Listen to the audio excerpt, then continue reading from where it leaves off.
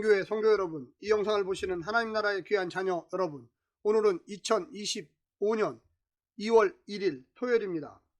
오늘 매일 성경 본문에서는 레위 지파 중 아론계 자손을 제외한 나머지 레위 자손들이 자신들의 성읍과 목초지를 분배받습니다. 먼저 그앗 자손들이 제비를 뽑아 10개의 성읍과 목초지를 분배받았고, 이어서 게르손 자손과 무라리 자손이 순서대로 제비를 뽑아 각각 13개와 12개의 성읍과 목초지를 분배받았습니다.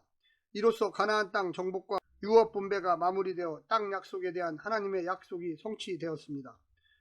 오늘 본문을 나누어 보겠습니다. 여호수아 21장 20절부터 26절, 그앗 자손들이 받은 성읍들의 목록, 27절부터 33절, 게르손 자손들이 받은 성읍들의 목록, 34절부터 42절, 무라리 자손들이 받은 성읍들의 목록과 요약, 무라리 자손들이 받은 성읍들의 목록, 레위 지파 성읍에 대한 요약, 43절부터 45절, 땅 정복과 분배의 결론. 오늘 본문 여호수아 21장 20절부터 45절 말씀을 듣고 다시 오겠습니다. 레위 사람인 그앗 자손 중에 남은 자들의 가족들 곧 그앗 자손에게는 제비 뽑아 에브라임 지파 중에서 그 성읍들을 주었으니 곧 살인자의 도피성 에브라임 산지 세겜과 그 목초지요, 또 게셀과 그 목초지와 깁사임과 그 목초지와 베도론과 그 목초지이니 네 성읍이요, 또 단 지파 중에서 준 것은 엘드게와 그 목초지와 깁부동과 그 목초지와 야알론과 그 목초지와 가드림몬과 그 목초지이니 네 성읍이요, 또 므낫세 반지파 중에서 준 것은 다낙과 그 목초지와 가드림몬과 그 목초지이니 두 성읍이라. 그앗 자손의 남은 가족들을 위한 성읍들은 모두 10성읍과 그 목초지들이었더라.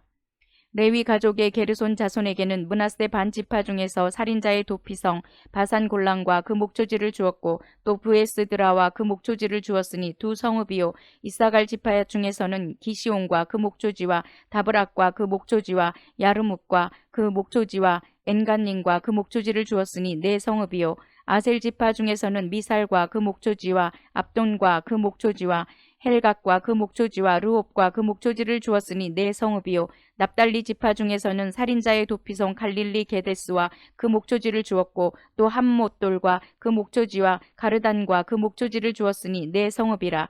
게르손 사람이 그 가족대로 받은 성읍은 모두 13성읍과 그 목초지들이었더라.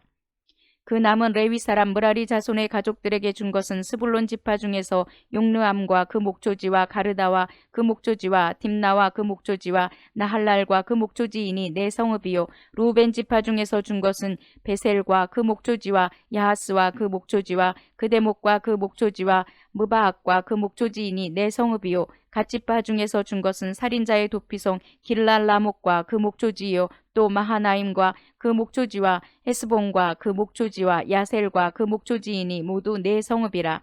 이는 레위 가족의 남은 자 곧 무라리 자손이 그들의 가족대로 받은 성읍이니 그들이 제비 뽑아 얻은 성읍이 12성읍이었더라. 레위 사람들이 이스라엘 자손의 기업 중에서 받은 성읍은 모두 48성읍이요, 또 그 목초지들이라. 이 각 성읍의 주위에 목초지가 있었고 모든 성읍이 다 그러하였더라.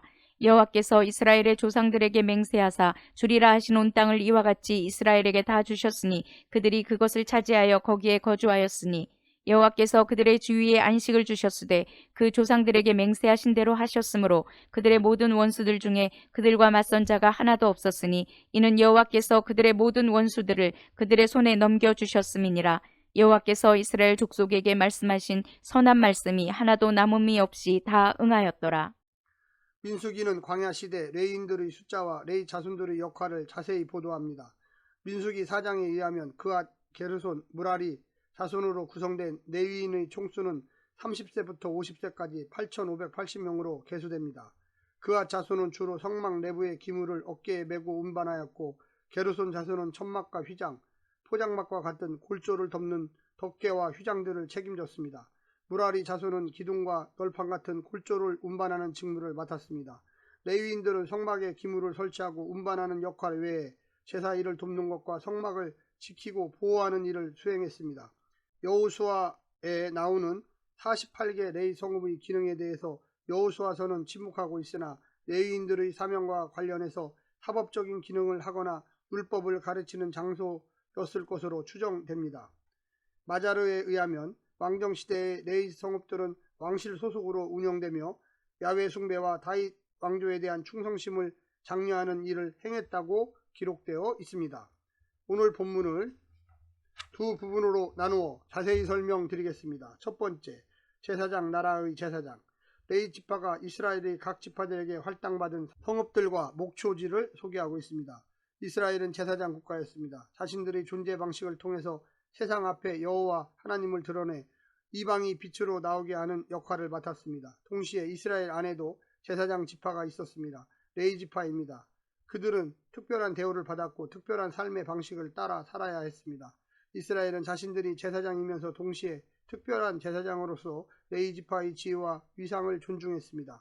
오늘도 우리 그리스도인 모두가 제사장이지만 하나님의 일을 전담하는 전문 사역자의 위상과 역할을 존중해야만 합니다. 우리 모두 영적 제사장이라는 점을 잊지 말아야 하고 동시에 전문 사역자들의 독특한 사역 영역을 존중하는 것도 중요합니다.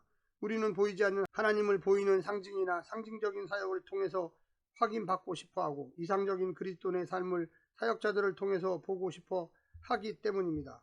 두 번째는 안식의 땅에서의 안식. 모든 정복과 분배가 하나님의 뜻 가운데 진행되었을 때 비로소 안식을 누릴 수 있게 되었습니다. 순종이 가져온 복이 안식입니다. 안식은 언약에 따른 관계의 결과입니다. 따라서 아무리 안식의 땅에 도착해도 여호와 하나님 말고 우상을 숭배하면 안식은 깨집니다.